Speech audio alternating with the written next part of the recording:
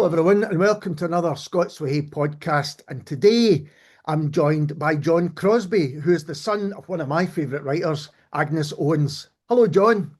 Hello, Alasdair. Nice to meet you. It's nice to meet you. Such a pleasure to have you on. And this interview has been set up by Birlinn Books as they are publishing new editions of Agnes Owens' work to mark her centenary. I've got a few of them here, actually. They're very fine and handsome editions. But John, for those who don't know, I mean, aside from being your mother, who was Agnes Owens? Well, she was our mother, and she lived a part of our adult life in Mogai, and she was her history in that part of the world goes back some generations in the sort of area of Mogai and Kirkintilloch. But later on in her married life, her first marriage, my father died, and she moved to Alexandria. So, I mean, in a lot of her biographical stuff, she has spoken about what she was in terms of her employment in Mogai, and she has spoken about what she was in her employment in Alexandria. But it took her a while, I would say, to recognise that her role, her employment was she was a writer. I mean, that's really interesting, those different aspects of her, the biographical details, which, as you say, are out there and spoken about herself. And now this kind of re-examination and re-evaluation of her written work, as well as the new editions. Are there other things going on to mark the centenary? Yeah, there's been quite several events happened, and there's probably other events pending. Obviously, there's the second tranche of the books, the second three that are coming out, I think, in, September. And maybe between Birlinn and the Agnes Owens Archive, who have been heavily involved in all this, there's ideas getting discussed. So I have nothing concrete to say about that because some of the stuff is probably in discussion. But news will be coming soon, I'm sure, about events that are coming. But you've been involved for a number of years, I know, in kind of keeping the legacy of Agnes Owens going. Yeah. So is it really heartening to see this year of celebration and acknowledgement? Well, without a doubt, that's true. I mean, this has been for me and for the family, it's been a long journey. But it's been me primarily representing the estate of Agnes Owens, if you like, which is the family, our siblings. And this all came about, I don't know, it feels like, 10 years ago, but it wouldn't be far off that, maybe 7 or 8, where there was, my young sister told me there was an accumulation of documents and stuff and that she had found in the loft. And my mother had accumulated letters, manuscripts, what have you. So from that point on, it's been a long journey getting to, filtering what that was and what it was, how important it was and what value it had, not so much monetary value, but value in the world of literature.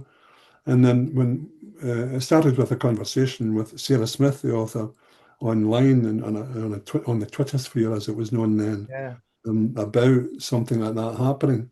And that journey has went from that early discussion right through to this major revisiting and getting the word that Agnes Owens was a good writer. We all knew that. We knew that. Me and you knew that. So yeah, and that's really just makes us all so proud. It's just fantastic. What a fantastic find, though, to discover these things. It Sure. reminds me, actually, fairly recently, a couple of years ago, I went to an event about celebrating the work of Archie Hines, who would have been a Yeah. contemporary of your mother's. Yeah, no, they knew each other. Yeah. Yeah, and it was a similar thing. They'd found a box of early editions and, handwritten manuscripts and stuff like that, and that became an archive as well. Yes. And in amongst all the material, if I can describe it as that, there was a lot of unpublished works in terms of plays that my mother had written and poems and some unpublished fiction, maybe that I'm not even sure at this moment whether because of the order of the materials and what they were in, whether there's a kind of joined up sort of narrative. There's a lot of unfinished material there, which is probably once the dust settles of all these celebrations, that'll be getting looked at closer, as will the other materials. How exciting. And I wanted to give listeners some kind of context to Agnes as a writer. I first came across her work in the short story collection Lean Tales, as I think many other people did, where her work appeared alongside James Kelman and Alasdair Gray. Sure. How did that come about? Well, that itself was all came through. I mean, it was quite a story about Alasdair Gray. I think had been asked if he could provide some short stories to this anthology of stories, and he was. I mean, I'll use my own terms here. How I interpreted what I read about that and heard about that. He was kind of. He didn't have a lot that he wanted to sort of submit, and I think he was more into his at that particular time into his painting and etc. And more kind of. So what he suggested, I think it was to a man who I've never met, Philip Hosbaum, about knew another two writers, and that was my mother and James Kelman. I mean, they knew each other; they were friends at the time. So the fact that James and Alasdair had got to know my mother through the early days of her writing group, they sort of discovered her along with Liz Lochhead, and so my mother had at that time got her first book published, Gentleman of the West. So this was a big leap of being this unknown writer to in with these quite high-profile writers in the world of, at least in the world of Scottish contemporary fiction. Maybe Alasdair and James were more than just that, but even in that world. So, and it has been said, and I'm not going to let it diminish it, but it has been said some of her work in that anthology was the best writing. And I don't think James or Alasdair would take offence at that. They were pleased that was the case. Absolutely, I think that's right. And if I can quote from the Irish Times, they said, "Why is so little heard recently of Agnes Owens as she is," in quotes, "the best of them." So that's somebody who's has no skin in the game to say that. Yeah. It contains Arabella, which is one of my favourite short stories of all time. It's one of the great openings to any story. Yeah, I know it's fantastic. So being a contemporary then of Kelman and Gray, and as you mentioned, Liz Lochhead and other writers like Carol McDougall, there was this great Glasgow group. Did she feel a part of that? Did she feel? Yeah, I mean, she did mix with these writers. The accumulation of those writers are in the painting that's in the National Portrait Gallery called the Kelvin Side 8, or Kelvin Grove 8, I think it's called, and by Callum Colvin, which was a kind of montage of the writers and with his input as an artist and also real materials and those writers. I can't remember, but there was Ben McLafferty maybe. Ben McLafferty was there. He was amongst that group. Janice Galloway, James Kelman, Archie Hind. All these people were referring to, and yeah, she mixed with them quite a lot. And Tom Leonard, people like that, but the ones that we seen, because they used to come down to Alexandria and we'd go for a drink and have a chat and stuff, was James and Alasdair and Liz. So yeah, I mean, from the time that she was getting to know these people in that world, she was till she became a published author. She got to know them quite well, and she liked being in their company. She liked being in writers' company. Yeah. It was a real great time for Glasgow writers, even in particular, more than Scottish writers, with that group and more. You mentioned the Philip Hobsbawm group. Was she part of that group, or was that just before she was involved? From memory, I'm not 100% sure, but I don't think she was 100% either involved with them. She was, I mean, I'm identifying Philip Hobsbawm, but it was more than that. It was Peter Kravitz. It was, and this all went the journey of this edition of this book that had been encouraged by James Kelman and in the writing group in Alexandria became this presentable novel to Polygon under the management at that time of Peter Kravis, and he's on record as saying that how impressed he was with this little book that had no need to be edited or anything. So that journey of that discussion, the outcome of that was that Agnes Owens became part of that group. I mean, she mixed with quite a few writers, and my mother wasn't somebody who would come home and say, "Oh, I met this person or I met that person." She was just in that world and she was comfortable in it. Because that's interesting that was the link to getting published by Polygon. Like Peter Kravitz had links to the kind of writers group. I think it also shows what an important role writers groups and these kind of things can play for people to kind of get together and feel they belong. Because writing is a solitary undertaking, and particularly I think when your mother was doing it.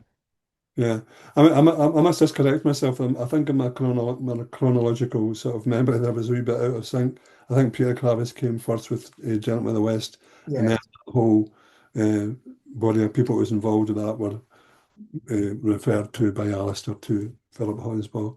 But yeah, I mean, the idea that my mother was in that world in writing, it was she soon. I mean, there was a kind of two. It was a bit of a dichotomy because she also had this sort of feeling, I suppose, for a while of not really being a writer.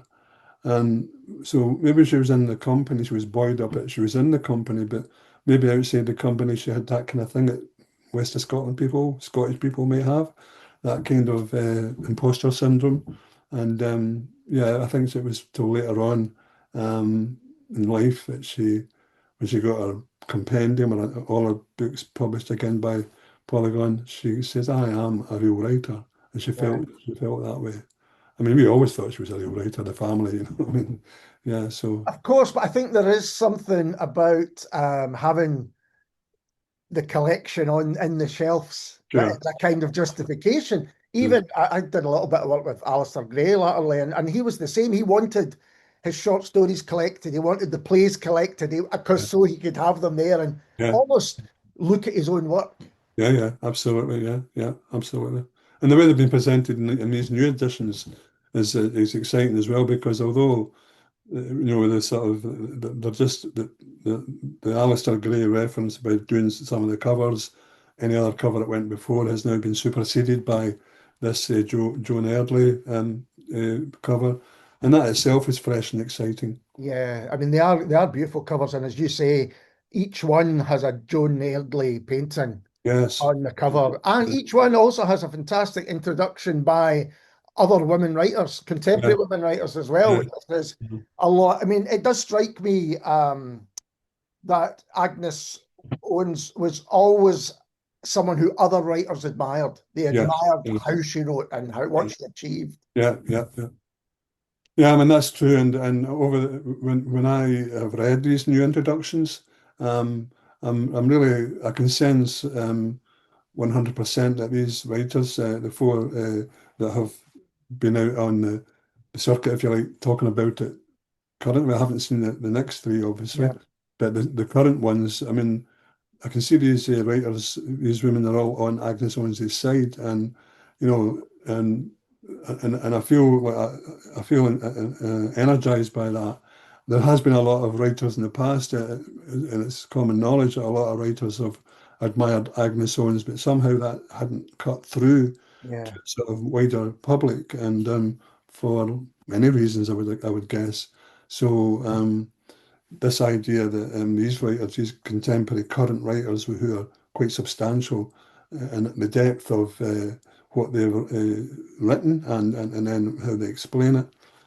Yeah, I can see that they have a love for Agnes Owens, and this whole new republishment, I can see the love that is out there from my mother for the writer Agnes Owens. And it's fantastic. Yeah, absolutely. I'm just going to name check them actually. It's Dani Garavelli, Heather Parry, Kirstin Innes, and Kirsty Logan. You know, well respected writers in their own right. So, how would how would you describe your Agnes's writing to people who maybe don't know it? What kind of style did she have? Well, over the years, I mean, I've been, I suppose, notwithstanding it, I see this, that I would be probably the member of the family who would be kind of seeking out to who was saying anything about Agnes Owens. And I would, and if I met anybody in the world and we talked about writing, I would always be quick to sort of get in the idea, oh, my mother's a writer, and then name drop that so much. And then a lot of the time, folks say, oh, what's she write about? And I would say, well, contemporary Scottish fiction, that's the kind of heading that comes under. What, and a lot of people, to be honest with you, didn't really know what the difference was or Yeah. what that meant. If it wasn't a if it wasn't a Scottish crime noir, they weren't particularly interested or whatever. But that was their choice. I'm not knocking it. But then a lot of people, I would give the book, and then they would say, "Oh, that's not for me. It's too this, it's too that." You know, maybe sort of, uh, sort of not depressing, but a kind of dark world and this and different things. But the way she's getting described and has been described in this, and currently this writer of contemporary Scottish fiction who's got a dark sense of humour, who talks about real people, who writes about real situation. She could even be classed as a political writer, but the politics isn't apparent, but the politics are of the people who lived those lives at that time, for whatever time she's writing about. And it's about people who don't have some kind of crescendo of a good luck story at the end of it. It's just life for a lot of people. So I can see why some people maybe say, "Oh, that's," but that writing for me is excellent writing, and just compared to the sort of gothic writers of America, like well, she was a big fan of Flannery O'Connor and John Steinbeck and people like that, and I can see even some of the comparisons with these writers when I've read their stuff. And I've only read their stuff because she read it, and I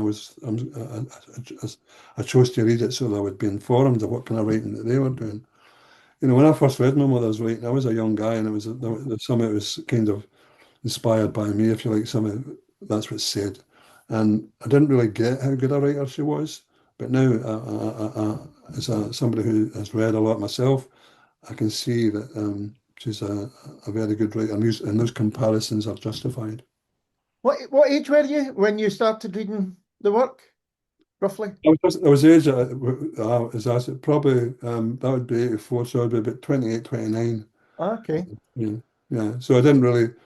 I suppose my vision was more about what's getting said about me, because my mother, when she said that this book was getting published, she says some of it's about the stories and the anecdotes I might have told, as men did in the sort of construction game back then, Sure. the golden trade as it was known. There was always kind of stories, and you took them home to your. And my mother sort of maybe just harbored them, kept them close to her chest, and then years later she says, "I wrote this book, and some of the stuff that you wrote said John is in it." So my first thing was to see what I said that she was publishing.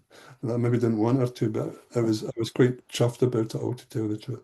She had a great ability to capture how people spoke and just how they were and that Yeah, kind of everyday life, sure, but with sure. great humor as well. Yeah, And great, it's absolutely. Yeah. it's interesting what you said about some people go, well, it's maybe some people don't like being faced with reality, perhaps in Mhm. their books.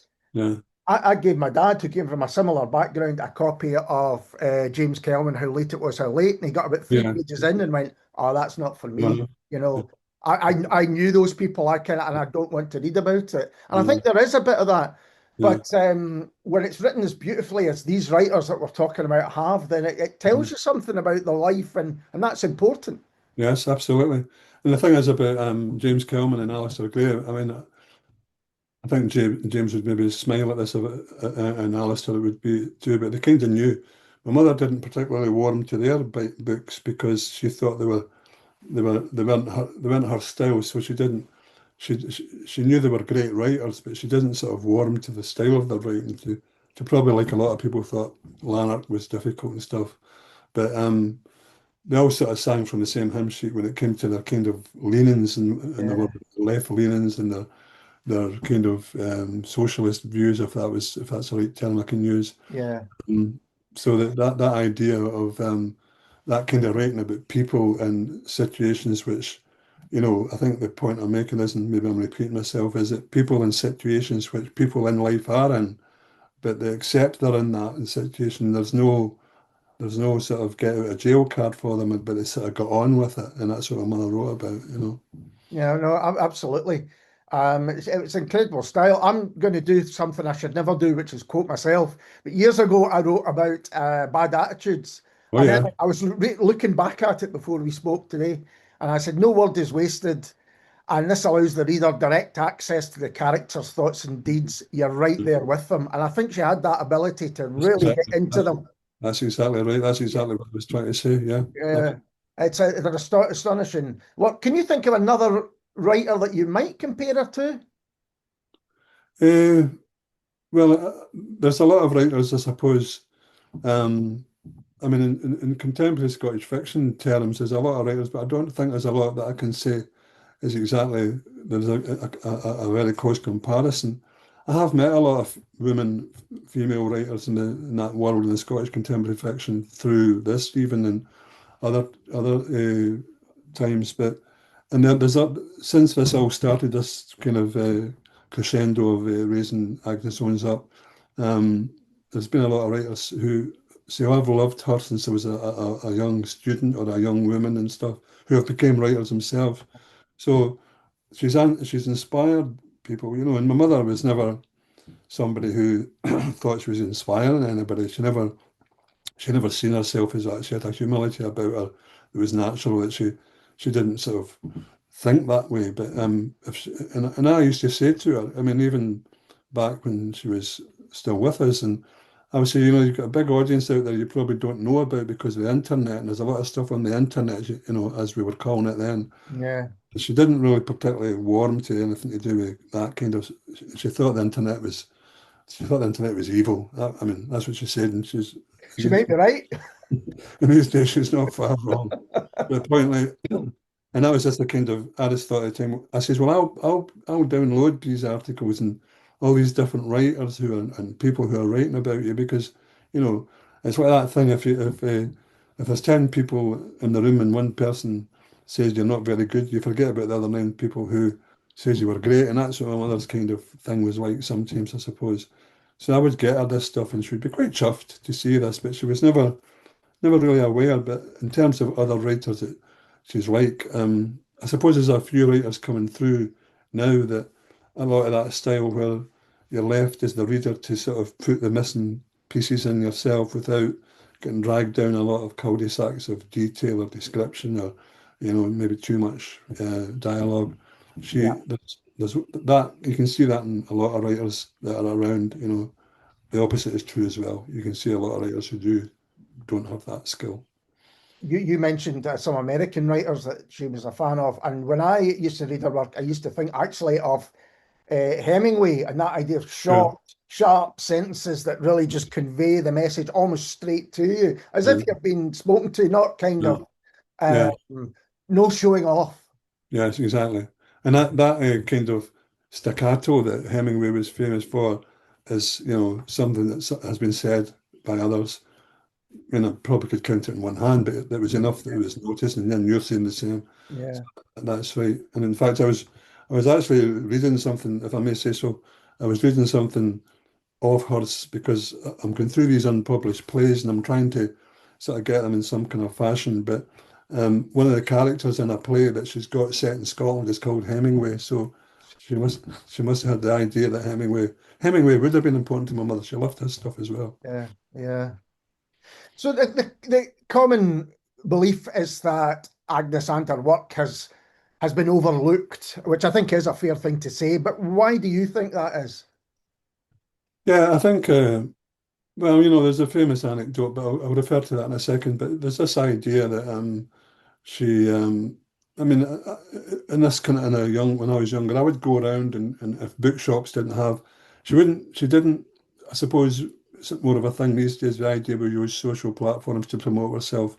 My mother would just wait to see who was, you know, she wouldn't do this, like promote herself. She was, again, that wasn't her style. And I suppose what James Kelman has said about elitism, what Alasdair Gray said about, there was this famous anecdote, sorry, when my mother quite deliberately said, you know, Alasdair had said, I just can't understand it, Agnes. I don't understand why people are not reading you more than they are. And she said, "Oh, and in a sort of depreciating sense, or maybe because I'm old and ugly." And he says, "No, Agnes, I don't think it's just that." And and she knew that it was a double act sort of thing, Yeah. and she knew that was going to get that comeback in a sense that Alistair would bite that hook. But at the same time, she did deserve more promotion than she got. And there was a few people who dismissed it, and there was a few people who, I mean, I came across an old review and it said that Bad Attitudes, I think it was, this is an ideal book from getting the ferry from Oban to somewhere. There was nothing about the book, you know what I mean? There was just stuff like that was out there. But I think when all this, what is happening in the Agnes Owens Archive with Sorts of Dallas, what's happening in there and all these other people who are getting involved, there is there was always a lot of people that liked her, and and there's a lot of good reviews out there about her, and that's coming back to the fore again. No, no, absolutely. And we mentioned how much other writers admired her, and having studied Scottish literature myself, Sure, folk who study Scottish literature also admire her as well. sure, Do you yeah, say it's that kind of breaking through, and it's the yeah, same for a lot of writers to, to a wider kind of readership, if you like. yeah, Yeah, yeah, which is to be hoped that these new editions will do, and that the other centenaries will do as well, centenary stuff. But that thing the question that Alistair Gray put, why are not many other people reading you? I was thinking about that myself. And I sure, guess you've got class, gender, and age. And when you put yes, those three together, yes, yeah, it's quite a strong barrier to some. yeah, yeah, yeah, and I think there's times, there was a lot of times for me, and maybe took it a wee bit personal because I was a son. I would see reports about events, or there would be articles in the broadsheets about Scottish fiction because of its time, and there was always this grouping of writers. But my mother sort of didn't always figure in that group. She, it was like the names would be the same, or even maybe expand to one or two more, like the ones we referred to earlier. But a lot of the times, my mother wouldn't figure in that group. It was as if she wasn't important enough to sort of, and yet the people who wrote that would not know that my mother was always in their company and it was part of that group. And they made it, I mean, especially James and Alistair and Liz, and they made my mother part of that group. They would come to her and want to be with her because they enjoyed her company. She had a good sense of humour. They could all drink well together. This is the kind of thing that they enjoy together. But she wouldn't be in the sort of writing of that group. She would be excluded. Kind of written out of that history a Yeah, little bit. Yeah. yeah, yeah. Did she feel underappreciated herself? Uh, no, I don't think she did. I think, how could I answer that? I think she would, being the character she was, she wouldn't allow herself to feel that. I might sound contradictory because she would also not always be selling herself, or, as I said, this sort of imposter syndrome, but she didn't let it get her down. She still kept, she didn't say, "Oh, well, I didn't get a lot." I mean, there was a couple of reviews that came out were quite, I would say, cruel, Yeah, and but she wouldn't let them get her down. But she would note it, she would talk about it, and then just go on with it. yeah. But it's interesting, those kind of contradictions, I think, are evident in a lot of artists and writers as well. There's that desire to be read or to be Yeah, seen or to be yeah, heard or whatever it is. yeah, But there's also that feel as, do I deserve it? Do I, yeah, and backing away from it. And as you mentioned earlier, it might be a particularly Scottish thing. Um, how did you feel about the situation? Because you've been a real cheerleader for a long time. yeah, Did you yeah, feel here, more people should know her work? I mean, clearly the answer is yes. But, yeah. personally, did you take it personally? Yeah, so I did sometimes take it personally. I remember there was a few times in my life where I could see that obvious exclusion of my mother, and I used to go. I mean, I remember there was a book festival. I'll just put it that way, and I went to see, and it was a Scottish contemporary fiction part, and all the writers were there, and there wasn't any Agnes Owens, and I went up to the person that said, "Have you got any Agnes Owens?" And he says, and I think I actually said, "Who?" And I told him, I said, "My mother, and she's part of this group." And anyway, when I went and come back, he says, "Oh, sorry, we'll get that sorted." So it was like that. These are the kind of things I would do. and I felt that I had to do. I remember, doing that on 2 or 3 different occasions. So I was pointing out to folk, you've got all these books, but you've not got my Moz sort of thing, you know what I mean? Like, and the next thing you would see them having in. But when she spoke at the Edinburgh Festival with James Kelman, interviewed, and this is just an opposite, a polar opposite to that. And she was really nervous and stuff, like she was going to have to speak to this Edinburgh Book Festival crowd. And she didn't realise that the people there, this big crowd, a big crowd from her mother, they all, and she was nervous, and she was really she was nervous days before it, and she didn't do these things easily. But when she got there, and it was true of her most times this happened.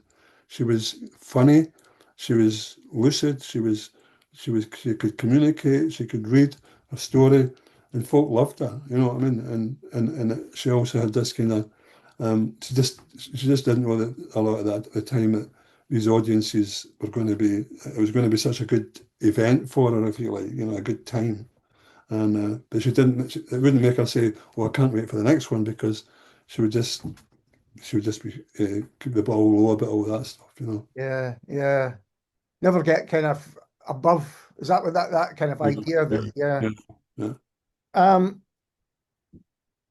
So yeah, we mentioned earlier on that people can find the kind of biographical details online. I just talked Sure. about her life and everything, but it might be an idea to give a little bit of that. And I mean, were there books in the house? Was it a place where not just there was a bit of writing, but there was a lot of reading going on? My mother was always a reader. I mean, I think like that old adage, if you read a lot, good writers should be good readers. I mean, that's a given, yeah. And she did read a lot. And as children, we were encouraged to go to the libraries. And, for me, it was to go to the library and read. And all the family was encouraged. My mother brought culture to us, in a sense, in that world that we lived in. And she would go to the library regularly. And she was she was a promoter of libraries. She spoke about libraries. I went to the Alexandria Library, which is in Alexandria, the Vale. There was a celebration there a couple of weeks ago, and people all remember her coming in and what a character she was, and so on and so forth. And the Balloch Library in Loch Lomond side, and even as kids, I remember we went to the Mulgai Library, and the other week there was an event there as well. And I remember, she was always encouraging that. And she would get my stepfather, my sister's father. She would pick books for him, and yeah, and she always. When I used to go and see my mother, we wouldn't necessarily talk about what was happening round the corner, in the shop, or down the road. We would say hello, and then we'd go on about talking about things, about books, about culture, and that's what she was like. She could sit and talk about hours, but she wasn't really a busybody about too much stuff that was happening around about her, unless it was, people who were maybe finding things hard and all that. She always sort of looked out for that kind of, sort of sense of the underdog and everywhere she was. But yeah, reading was a big thing, and she definitely encouraged us to do it. I mean, that just kind of highlights how important the role libraries played in most people's lives at Yeah, that time. Weekly visits myself to go and yeah, change yeah. books and exchange books, they were absolutely vital. And once again, as places to meet as well. Yes, absolutely. Yeah, and yeah. And so you mentioned about the debut novel, Gentleman of the West. One of the questions I often get asked when I speak to other writers, and folks say, well, how did they get published? How did they get published? What do you know the journey to getting published? How did Peter Kravitz pick up on Gentleman of the West, which has been, well, it's one of the new editions, I should say. It's one of Yeah. the. Yeah, well, the thing was about that, my mother wrote that story, and when she was going to the writing group at Alasdair, and Gray and James and Liz Lockhead came to, she was a wee, she was writing this stuff about bricklayers, but she was, again, even then, and she said to James Kelman, I think, words to the effect that I don't know if I should carry on, maybe I should write, because other writers, when you go to, I've been a bit of a writer group, I tend to myself, and I know the sort of semantics of that, where maybe you want to bring in stuff and it's maybe a bit, downbeat, or maybe dialectal, or it's too much of a dialect for folk to want to be bothered with. And James said to my mother, stick with the bricklayers, Agnes, keep writing about the bricklayers, never mind all the stuff your competition, let them get on with it. People can do what they like. And that's when she formed the anthology. And I think then it was James took it to Peter Kravitz, and the rest is history, because Peter Kravitz had obviously been, it was the early days of Polygon, which was essentially the students at Glasgow University. And I think they had published a book, maybe it was Janice Galloway, I'm not sure. And they were wanting to publish more of new writers, and this was presented, and it was, well, in my words, it was snapped up. Yeah. And Peter said there was no need to, I was talking to him the other week actually, and he said there was no need to edit it too much. There was no need to sort of put it back and say, can you improve on this or improve on that? And what Peter was also saying a wee bit was this, you got the sense now with hindsight that she self-edited herself because of all the other things that was going on in her life, like families and Yeah.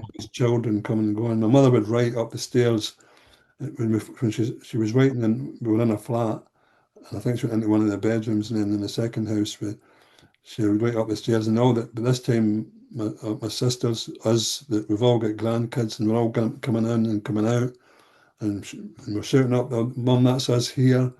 And then she's saying, "I'll be down in a minute." And she's not really saying, "Oh, no, I need to get this finished for Polygon." She would come down and chat. That her family came first. So she would fit it in. And that's what Peter was saying about this sense of self-editing and getting it right before you present it. So, I mean, and then that was it. The book came out, and yeah, I got a lot of good, it was a lot of good reviews when that book came out as well. It was well received. Yeah. Yeah, absolutely. Yeah. What age was Agnes when she was first published? Well, that would be 84, and she was born, so she'd be 50 odd. She was, well, I think 50, I don't know, between 56 and 58. Yeah. So, I mean, later than most in terms of, Yeah, yeah, yeah, yeah. yeah.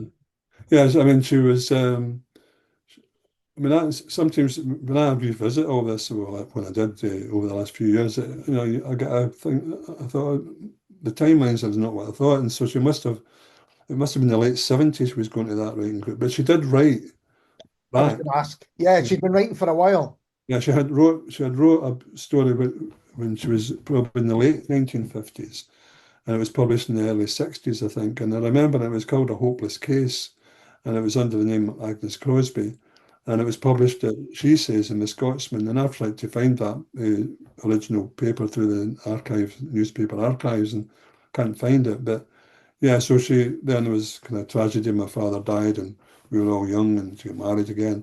So, but I think, and others have said it now, it seems to me at least, and others have sort of backed this idea up, that she was writing for a lot of years, even if it was from the 50s onwards, but just not saying anything about it. In the Working Mothers, there's a school of thought that said that was written maybe the 50s and the 60s, and then because of circumstances was put away, and she brought it out. So, and I think that's true of these plays, some of them, and I think it's true of some of the poems. That's really interesting, is it, that compulsion to write? Yeah, Because you've got such a busy life anyway. You're yeah, working, you've got family, you've got everything that was going on in her life, but she yeah, still found yeah, the time and the kind of definitely. motivation to write, Yeah, whereas many yeah, people would go, I'm no, exhausted. yeah, no. She would type away upstairs. You would hear her, and as I said, she never really put that forth, but she found the time to do it. She did find the time to do it. And she was, she said somebody asked her once about how do you structure your day around your writing? She goes, well, I try and write in between making meals and doing washings. And I mean, she did say she had some practical advice. She would say that she tries to write so many hundred words in the morning and stuff like that. But I dabble in writing, and I know how easy it is to procrastinate, and I know how difficult it is not to follow through. Absolutely. And I'm not claiming to be a writer. I'm just claiming that dabbling with it, I can see that. So in that world that she lived in, with the busyness of it, she stuck by it.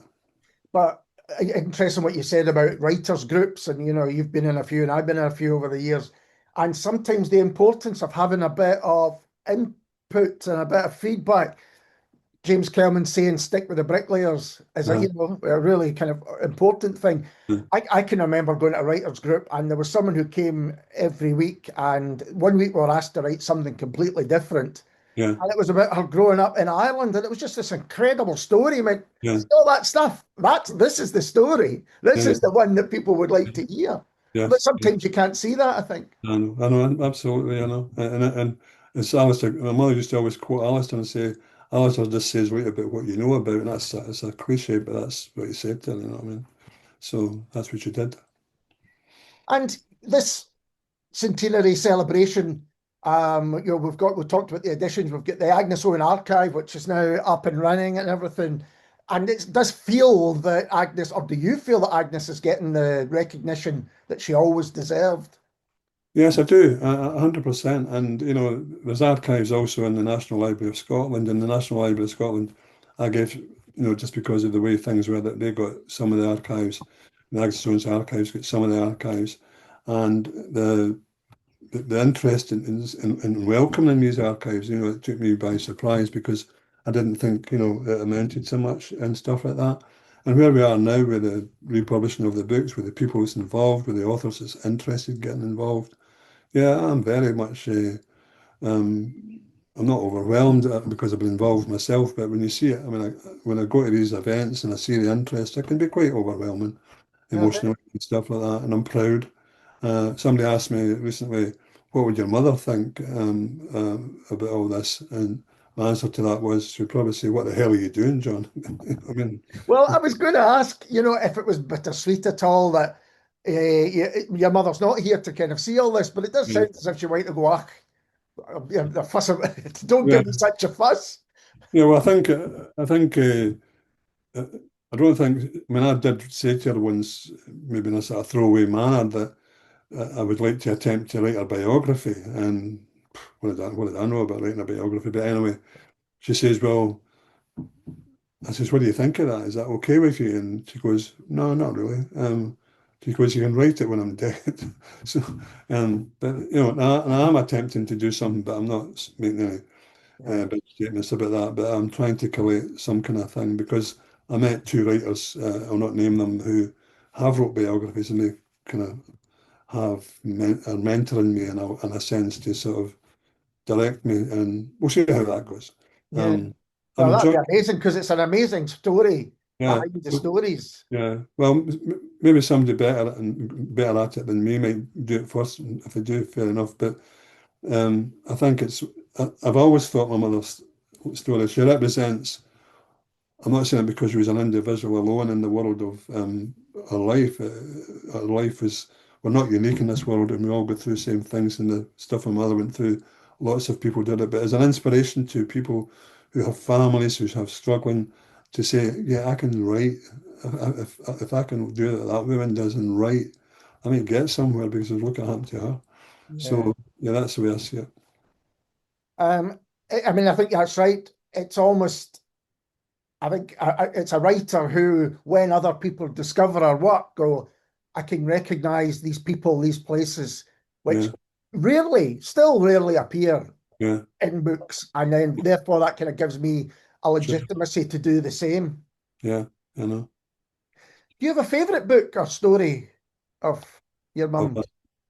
yeah, particularly like a working mother. And I'm not being, I mean, gentleman in the West, obviously, I can see that world and I lived in that world. It's a world of bygone times. It's not, the building trade and all that, the rough diamond sort of world of construction workers who take up a good bevy and want to batter each other and all that stuff. That's not the world I've lived in. Poacher. I'm retired now, but I was poacher turned gamekeeper because I went back and got myself a collar and tie, certificates and Yeah, diplomas and left that world. But it's changed now. For a lot of reasons. And that world that I've told anecdotes about it, these people were real, and I can see these characters in the book, and I know who they were. I haven't told anybody in the sense of, oh, that was you, and this was you, and that was that time. But Working Mother is definitely I think it's a very well written book, and again, it's like revisiting it, and I think I can see you're reading a story not just to sort of mark it out 10 out of 10, but for me, I can see the skill in it and the ability to, the omission, the deliberate omission, and the sort of sense of the unreliable narrator. Because I've learned these terms, but I wouldn't have seen it earlier on in life. Yeah. And I know that I know within it, the narrative, there's characters in there that are based on my mother's life, and I know who they are. But the narrative of that story is a complete art of creation in her part, because it's not necessarily reflective. My mother would state that categorically. It's not necessarily reflective of her life, but we know as a family where the characters are coming from. But yeah, so that's my favourite book. I mean, they're all good, but that's that one I particularly like. They are. You've given people the perfect ideas of perhaps where to start. And I would also say Lean Tales is also a good place to start to Absolutely, get yourself into the writing. And what you've just said there is interesting, characters that you knew and that other people would know, particularly in Glasgow, but in any city, but again, very rarely in books, particularly when your mum was, when Agnes was writing about them, I would say. There's a writer that I came across, John Fante, is an American writer. In fact, I think he might be American Spanish, but I'm not sure. But he writes about bricklayers, and I don't know how I came across, but he was near to that world, but in a sort of downtrodden part of America. And so that's the only other one if it was just bricklayers we're talking about in that world, that I sensed that there was a similarity. Well, John, it's been an absolute privilege to be able to talk to you about Agnes and her work. An absolute privilege. It's really interesting, actually. You're talking about the possibility of a biography. It's quite telling that there hasn't been one to date. Yeah, I know. And the thing is that there's a lot more to that. There's a whole time in my mother's life where she went to the Highlands, which has been out there and it's been noted. But for me, there's a whole. I've revisited that. I've revisited her steps. I've walked the walk she walked up there. I've been to the place. I've done a lot of research on that. There's a big story there, I think, because I've not got time now to tell you, but there was something there that's really worth telling. And there's other stuff that's not been put out there yet, which has not been told about my mother's maybe adversity in life and how she overcame it, because that deserves more discussion with the family. And I'm not being sort of putting some teaser out there. There's just stuff that there's more to her than just what it's been. And she lived, and then there's she had tragedy with my own brother. So a lot of stuff there, but at the same time, my mother rose above that, and as an example of a mother, like a lot of mothers, like a lot of women. She was somebody who stood above things and just got on with it. Yeah, and that's part of the whole in terms of Agnes Owens. Yes, you've got these incredible books and this incredible writing, and it really is, but you've also got this incredible life. And when you put that together, well, it's a hell of a story to tell, I think. I think so, and I'm glad you think so. Yeah, I think you might be the perfect person to do that, but I'll leave that up to you. John, thank you again. It's been a real pleasure to talk to you. And you too, Alasdair. Thank you very much. And we'll be back soon with someone completely different.